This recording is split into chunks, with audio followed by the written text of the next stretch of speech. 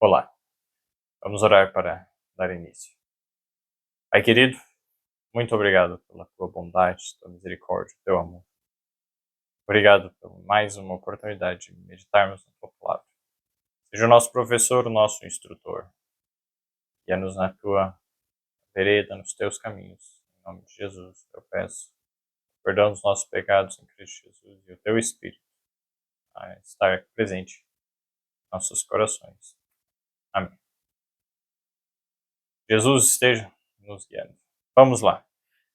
Provérbios capítulo 21, então, no próximo texto, o verso 2. Todo o caminho do homem é reto aos seus olhos, mas o Senhor sonda os corações. E é parecido com o que nós já havíamos lido no último estudo, que é Provérbios 16, 2. Todos os caminhos do homem são puros aos seus olhos, mas o Senhor pesa o espírito. Todos os caminhos do homem são puros aos seus olhos. Nós temos essa tendência de sermos bons, sermos justos aos nossos próprios olhos, sermos sábios aos nossos próprios olhos, sermos retos. Mas Deus, perdão. Mas Deus ele sonda, ele esquadrinha, ele conhece, ele analisa, ele percebe a realidade dos nossos corações, das nossas mentes, do nosso espírito, que muitas vezes nem nós sabemos. E como está ali, todo o caminho do homem é reto, agora no 21:2, né? Todo o caminho do homem é reto, o outro diz puro. Aqui reto. Todo o caminho do homem é reto aos seus olhos. Mas o Senhor sonda os corações. Por isso que nós precisamos ter uma mudança dos valores dentro de nós. Muitas vezes, mesmo fazendo coisas erradas, achamos que estamos fazendo o certo. Se alguém nos machuca, a gente machuca de volta e acha que está certo, porque a pessoa merece. Mas não percebemos a falta de amor, a falta de perdão no nosso coração. Então, se fizermos algo errado, é perante a lei de Deus que estamos fazendo errado. O problema é que nós nos colocamos como a própria norma, nós criamos a nossa própria lei. Por isso que a lei de Deus deve ser o nosso filtro, a lei de Deus deve estar nos nossos olhos. E devemos enxergar as coisas com base nos princípios da lei de Deus e não nos meus próprios. Porque eu não sou Deus, eu não sou o Criador, eu não sou o juiz. Então, é muito importante termos consciência disso. Por quê? Porque lá em Tiago, capítulo 4, os versos 11 e 12. Vamos lá. Tiago 4, 11 e 12. Irmãos, não faleis mal uns dos outros. Quem fala mal de um irmão e julga a seu irmão, fala mal da lei e julga a lei. E se tu julgas a lei, já não és observador da lei, mas juiz. Há um só legislador que pode salvar e destruir. Tu, porém, quem és que julgas a outrem? O legislador é Deus, não somos nós. E se nós falamos mal, já estamos nos colocando no lugar do juiz. Estamos julgando a lei. Ou seja, a lei de Deus ela é perfeita, mas nós não conhecemos ela e não colocamos ela em prática quando fazemos isso, porque a própria lei de Deus diz para não fazermos isso. Quando a palavra lei aqui se refere não só aos 10 mandamentos, mas todas as instruções que a palavra de Deus nos traz, que fazem parte dos princípios do amor da lei de Deus. E se esse princípio do amor estivesse no nosso coração, a gente nem precisaria da palavra de Deus, nem precisaria da Bíblia. A gente já faria as coisas com base nesse princípio. Mas como a gente se distanciou, fez tudo errado, aí Deus ele então deixa, os mandamentos são uma forma resumida, mas deixa várias instruções para a gente entender a aplicação, como aplicar esses mandamentos em diferentes contextos, em diferentes realidades, diferentes situações. E aí, assim, pelo poder de Deus, nós somos habilitados a guardar essa lei. Estamos transformados e não pelas nossas forças. O problema é que muitas vezes tentamos guardar pela nossa própria força, achamos que estamos fazendo tudo certo e nos colocamos como norma. Não, agora eu já estou justo, agora eu estou certo. E sem perceber isso. E aí quando falamos mal de alguém é uma demonstração de que a gente ainda não aprendeu. Quando falamos mal de alguém é uma prova de que nós ainda não não estamos. Com humildade, como o verso 10 diz, humilhai-vos perante o Senhor e Ele vos exaltará. Nós estamos, na verdade, nos exaltando a posição de juiz, e só há um juiz que é Deus. A posição de legislador, querendo dizer como é que a lei funciona e querendo aplicar já, muitas vezes, a sentença. Então é sério isso, devemos deixar esse caminho. E é loucura. É um caminho de loucura, de ignorância, de tolice. O tolo é o que não é sábio, e nós não somos sábios ao fazermos isso. Então, muito sério isso. Oremos, né, para que Deus nos livre dessa situação. Próximo verso, então, Provérbios, ainda 21, verso 4. Dos olhos altivos, o coração orgulhoso, a lavoura dos ímpios é pecado. Olhos altivos, não ia achar melhor, isso é pecado. O coração do orgulhoso também, os pensamentos orgulhosos, eu, também é pecado. E o que mais aqui diz? E a lavoura dos ímpios. Interessante. E esse lavoura é o trabalho, o resultado do trabalho o que a pessoa faz, o empenho. Então, se eu sou ímpio, o meu trabalho vai ser mal, vai ter pecado conectado. Eu vou pecar mesmo muitas vezes com coisas que em si mesmas não são pecados, mas se a motivação para eu fazer aquilo é uma motivação egoísta, orgulhosa, se torna pecado. Então, não vai trazer o bem que muitas vezes pensamos estar fazendo. Nosso coração está contaminado pelo egoísmo. E por isso necessitamos da graça de Deus, da misericórdia dele, não só para nos perdoar desse egoísmo que está misturado com tudo que a gente faz, mas para que ele nos liberte dele. Liberte do egoísmo, limpe essa poluição, essa fonte poluída, e tenhamos amor puro, né, que vem dele. Né? Próximo verso, então, o verso 10. Provérbios 21, 10. A alma do ímpio deseja o mal, o seu próximo não agrada aos seus olhos. Veja só, a alma do ímpio ela deseja o mal, ela vai querer o mal. Ah, me fez o mal, eu vou querer o mal para o outro. Vou querer coisas que são más, coisas que não são de acordo com a vontade de Deus. A pessoa vai querer satisfazer a vontade dela a qualquer custo, não interessa a lei de Deus. Então isso é mal. Então, a alma do ímpio deseja o mal. O mal é agradável. E se nós gostamos do mal, é porque nós somos ímpios. E temos que reconhecer isso como o primeiro passo, um pré-requisito para que a gente consiga chegar a Deus com humildade, com verdade, e dizer, Senhor, eu sou ímpio, sou iníquo, eu gosto disso que é ruim, mas muda meu coração. E aí, olha só, interessante. Uma forma de manifestação disso, de que somos ímpios, ou se há impiedade no coração de alguém que deseja o mal, é que o seu próximo não agrada aos seus olhos, então olha para o outro e despreza o outro. Não, essa pessoa é isso, aquela pessoa é tal, é aquilo. E vai desprezando o próximo, em vez de amar o próximo, como a Bíblia nos diz para amar. Desejar o bem, fazer o melhor pela pessoa. Não só aquele que está na sarjeta, aquele que está pobre, está sem alimentos, esse também. Mas aquele que está lá orgulhoso, se achando melhor que todo mundo, amar ele e desejar o bem para ele, ou seja, desejar algo melhor, um caminho melhor do que esse, de orgulho, arrogância. E desejar a salvação, não já sair desprezando, não, aquele ali nem adianta, aquele ali não presta, aquele ali não tem jeito. Então, se eu falo isso, é uma demonstração que eu sou ímpio. Então, deixemos de ficar olhando para a aparência das pessoas e achando, essa me agrada, essa não me agrada, não gosto. E o eu deixe de ser a norma, mas seja a lei de Deus, seja Cristo a norma. Próximo verso. Provérbios 22, 9. Se fosse o 21, 9, a gente já comentou até, melhor é morar num canto de telhado do que ter como companheira em casa ampla uma mulher briguenta. Então, cuidado com quem se casa.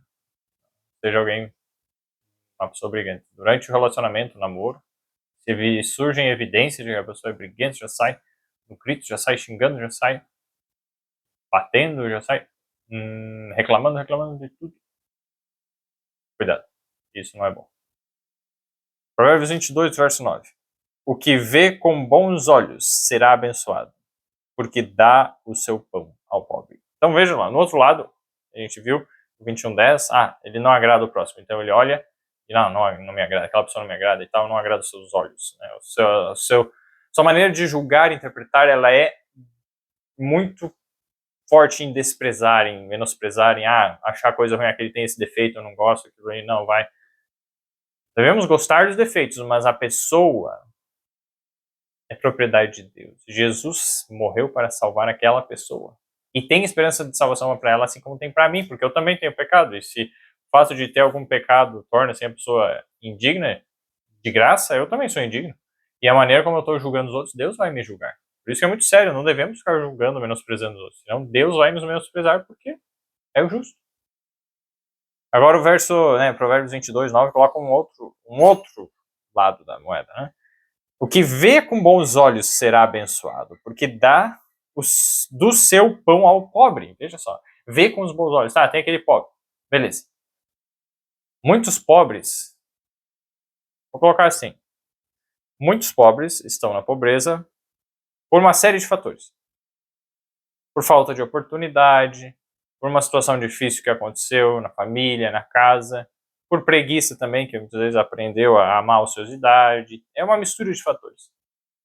E há muitas pessoas, se tem um olhar mau, um olhar maligno, são ímpias, elas vão olhar, não, aquele ali é preguiçoso, ele não trabalha, por isso que está assim, então deixa que passe fome mesmo. E não percebem a situação, a realidade da pessoa. Eu diria que, assim, são poucas as pessoas que estão na pobreza puramente por preguiça. Assim, tinham tudo e não usaram nada, foram totalmente preguiçosas. Tem pessoas assim? Tem. Mas a maioria, na verdade, é uma mescla, né? Tem preguiça, tem falta de oportunidade, tem dificuldades, tem doença, tem problemas e tal. E uma luta, uma série de fatores. E dar o pão ao faminto não é simplesmente chegar e ficar sustentando uma pessoa que não quer trabalhar. Não. A Bíblia mesmo diz que quem não quiser trabalhar, que também não coma. Se a pessoa não quer, ela tem tudo e tal, e não se esforça nada. Existem casos de pessoas assim? Existem. Mas não é a maioria. A maioria das pessoas, se alguém demonstrar amor, interesse e for auxiliar, a pessoa corresponde e faz algo. Ela se esforça. O texto, que diz, se alguém não quiser trabalhar, que também não coma, está em 2 Tessalonicenses 3:10. Porque quando ainda estávamos convosco, vos mandamos isto, que se alguém não quiser trabalhar, não coma também. Então, está aí. A questão é, investir tempo, amor, ajudar na necessidade e buscar instruir a pessoa, para que ela corrija as faltas, apontar, isso aqui, meu amigo, é errado. Mas fazer isso depois de ajudar ela. Não adianta falar, você tem que fazer isso daquele jeito, e tchau.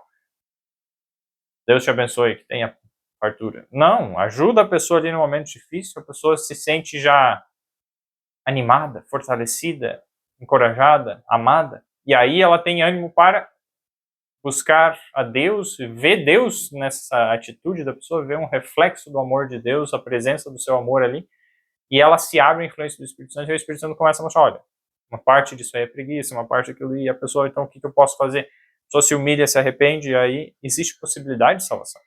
Então, amar o próximo, olhar com bons olhos, procurar, assim, não julgar o mal, olhar, não, esse é por preguiça e tchau. Você vai saber que se é puramente por preguiça depois que você der algumas oportunidades. A pessoa vai, a pessoa continua e não, aí você tem que dizer, olha, eu já fiz, mas você não tem feito. Infelizmente, eu não posso continuar fazendo isso, porque você não está se ajudando. E aí, muitas vezes, isso vai acordar a pessoa e talvez ela ainda tenha humildade, e vá atrás. Mas se mesmo assim a pessoa não quiser, aí você pode literalmente lavar as mãos e olha, eu fiz minha parte. Eu limpo do sangue, desse pecado, dessa atitude errada. Mas você fez a sua parte. Então é com o tempo que, depois de algumas tentativas, e continuar orando para o Senhor tem misericórdia, liberta, talvez algum dia a pessoa se arrependa. Mas olha, dizer que com o Espírito certo a maioria das pessoas vai responder bem. A maioria. Ou talvez uma parte razoável, não sei. Foram muitos os casos que eu tive, mas tem pessoas que estão na luta, estão um desejo sincero, Então, olhar com bons olhos, Provérbios 22:9. O que vê com bons olhos será abençoado. Então, se eu olhar para as pessoas, para a situação e ver com bons olhos, procurar julgar da melhor maneira possível e não da pior. O amor não suspeita, mas eu olho e tá, a pessoa está naquela situação.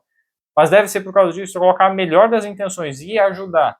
E procurar ensinar, corrigir, disciplinar com amor a pessoa aquilo que tem, que é culpa dela mesmo, que é preguiça, falta de sabedoria, falta de entendimento, falta de né, seja o que for, né, de organização financeira, excesso de gastos, tal, a pessoa se abre para uma melhora. Mas se chegarmos de forma fria, a pessoa não se abre. Então, vai ser abençoado. Eu sou abençoado quando eu olho de maneira bem positiva. Se nós nos exercitarmos para julgar sempre da melhor maneira, darmos a melhor das intenções às situações, às pessoas, e não sairmos já com a pior das hipóteses, que a maioria das vezes não é tudo aquilo, nós não estaríamos errando nesse ponto. Por quê? Porque vai fazer com que a minha visão a respeito das coisas seja mais leve, mais suave, e me ajuda a ser mais amável com as pessoas. A ser amável, na verdade. Porque se eu tenho sempre uma visão negativa, eu não sou amável. Fico ranzinza, fico briguento, fico reclamão, fico julgando mal, fico me menosprezando. Então, deixemos esse caminho. E aí ele ali diz, e dá do seu pão ao pobre. Precisamos ter pão para compartilhar, não só o físico, mas o espiritual. Ter o pão da vida para passar para as pessoas, compartilhar. Porque, assim como eu um dia já estive em uma condição de pecados e coisas que Jesus libertou e tem libertado, então existe esperança para ele também. Então compartilhar desse pão é o mais importante. Compartilhar desse pão. Para ele muitas vezes estar aberto a receber esse pão espiritual, precisa receber o pão físico, material. E aí isso abre o coração para receber o pão espiritual. Então, continuando. Provérbios agora, capítulo 20... É o verso 12 do capítulo 22. 22, 12. Nós lemos assim. Os olhos do Senhor conservam o conhecimento, mas as palavras do iníquo ele transtornará. Olha que interessante. Então os olhos estão conectados com palavras também. Porque quando nós vemos algo e julgamos algo, a maneira como a gente julga e interpreta aquilo está conectado com palavras. Aquela pessoa é ruim, aquela pessoa aquilo outro. Essas palavras surgem na nossa mente e elas são julgamentos e são interpretações que vêm em decorrência do nosso olho, dos nossos olhos, da maneira como vemos, como raciocinamos, como interpretamos, como julgamos uma situação. E aí, quando aqui diz, os olhos do Senhor conservam o conhecimento. Deus, a maneira como Deus vê a sua lei conectada aos olhos de Deus, né? Deus é luz e os seus olhos, eles emanam luz, vem uma luz. Isso já, mais literalmente, Deus é diferente de nós, mas a luz nos olhos de Deus, até mesmo nós emitimos uma pequena quantidade de luz. Cientistas, se não me engano, no Japão descobriram, né, que nós emitimos pequenas partículas assim de luz no nosso corpo, sai, e o local onde mais tem é no rosto. É claro, é algo muito pequeno, mas quando a gente pensa, Adão e Eva, eles tinham uma vestimenta de luz, né? Cobertos de luz. Isso estava neles. Perderam isso? Sim. Nós perdemos. Mas, pela graça de Deus, teremos acesso novamente. Mas sim, seja, Deus, a luz, sua lei, seu amor. Então, os olhos de Deus, eles conservam o conhecimento. A verdade sobre as coisas, o que é certo. Deus sabe, Deus vê, Deus conhece. O conhecimento completo, absoluto, verdadeiro está em Deus. E Deus vê, os seus olhos estão vendo, estão sobre toda a terra. E eles conservam, eles mantêm esse conhecimento intacto. Não existe como enganar Deus, não existe como mentir para Deus. Eles conservam o conhecimento. O conhecimento está protegido de qualquer possibilidade de ataque e destruição. Deus conserva o conhecimento. E aí, os olhos, né, do Senhor conservam o conhecimento. Mas, olha só, as palavras do iníquo, ele transtornar. Então, o iníquo, as suas palavras, Deus vai transtornar, vai destruir, Deus vai fazer com que não vão para frente, não surja tão efeito, né? Às vezes o ímpio gostaria. E agora, queridos, Provérbios 23, nós temos uma sequência de versos. 23. Provérbios 23, versos 4 e 5. Nós lemos assim. Não te fatigues para enriqueceres, e não apliques nisso a tua sabedoria. Porventura fixarás os teus olhos naquilo que não é nada? porque certamente criará asas e voará ao céu como a águia. Então aqui está dizendo que é para, se a gente fixar nossos olhos, o nosso desejo, nossa atenção, nossas capacidades intelectuais de discernimento, naquilo que é material, simplesmente nas riquezas, essas vão nos trair, vão pegar, criar asas e tchau. E por isso que não devemos nos cansar, ficar ali nos desgastando para enriquecer e perder a saúde, perder a família e perder a conexão com Deus. Por causa disso, colocar em primeiro lugar o dinheiro, as riquezas. E não é para aplicar nisso a minha sabedoria. Então eu devo primeiro aplicar a minha sabedoria em buscar a Deus. Obter a verdadeira sabedoria que é Jesus. E aí, trabalhar com temperança. Não de menos e não de mais. E depois disso, versos 6 e 7, vamos ver legal. Não comas o pão daquele que tem o olhar maligno, nem cobices as suas iguarias gostosas. Então, olha que interessante, não comer o pão daquele que tem um olhar maligno. Então, o olhar maligno é a maneira de ver as coisas sempre de forma ruim, negativa, de forma má, julgando as coisas de forma ruim. Não comer esse pão, não ficar junto com pessoas que pensam assim e não participar dessa forma de pensar, de enxergar as coisas. Por quê? Olha só, o verso 7. Porque como já imaginou no seu coração, assim é ele. Então ele fica imaginando coisas ruins dos outros.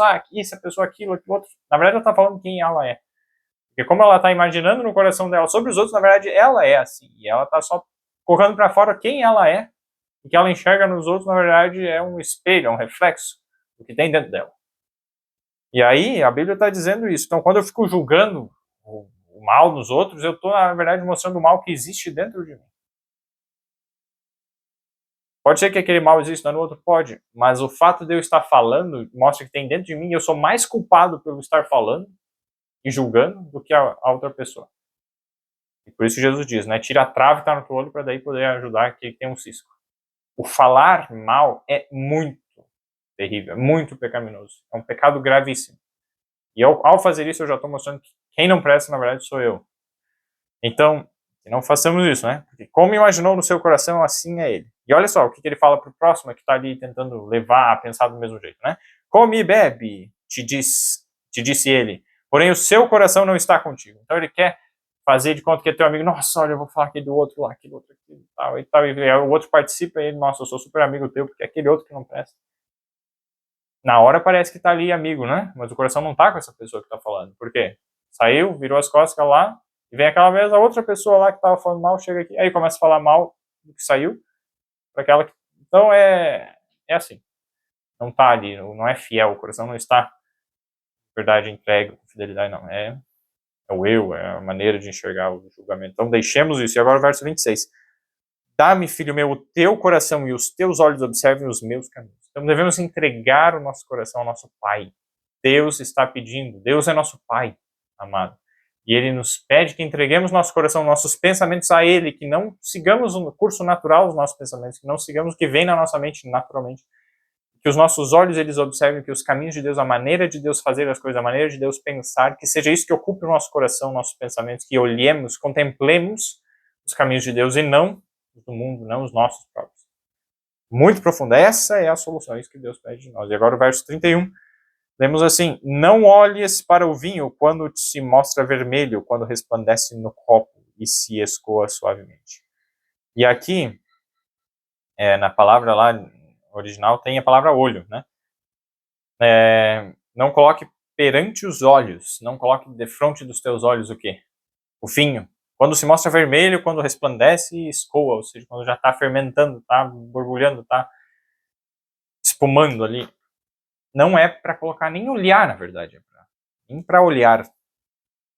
E aí lá, Números capítulo 11, verso 7, nós lemos o seguinte, voltando um pouco lá, Números 11, verso 7. Temos a seguinte orientação.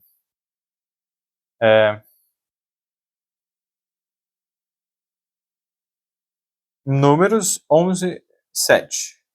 E era o maná como semente de coentro, e a sua cor como a cor de bdelho.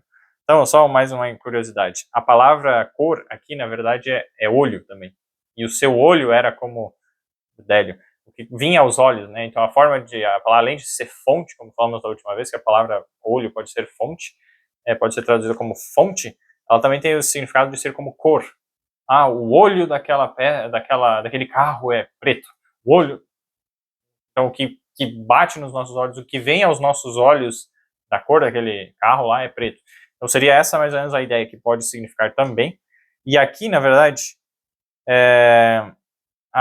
perdão. Então, não olhes para o vinho, esse era um verbo, olhar. E aí, quando se mostra vermelho, a palavra dele se mostra é olho, quando tem olho vermelho. A cor do vinho é vermelho, resplandecente, escoa. Então, seria essa a mesma lógica, mesmo que está lá em Números, está aqui nesse entendimento. E fica daí o princípio de abstinência, de não ficarmos olhando, desejando, nem estarmos perto do que faz mal. Mas nem para olhar. Se não é para olhar, quanto mais. Quem dirá então tocar, tomar, provar? Não é para fazer isso. Então, a Bíblia já deixa bem claro. Esse é um dos textos mais claros para nos dizer o princípio da abstinência, do que é mal. Somente, né, do vinho. Então, vamos encerrar por aqui hoje. Vamos orar para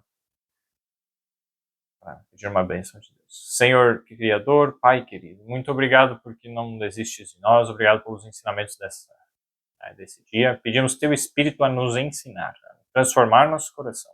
Livra-nos dos nossos pecados, da maneira de olhar os olhos maus, malignos, enxergar as coisas ruins, ficar falando do mal, falando dos outros, julgando mal, fofocando, um monte de coisa, perdão.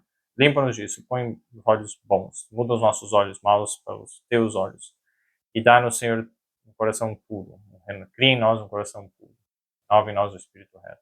Tira de nós o coração de pedra e põe um coração de carne. Eu peço tudo isso e agradeço. Em nome de Jesus. Amém. O Espírito Santo esteja guiando cada um. Um abraço a todos.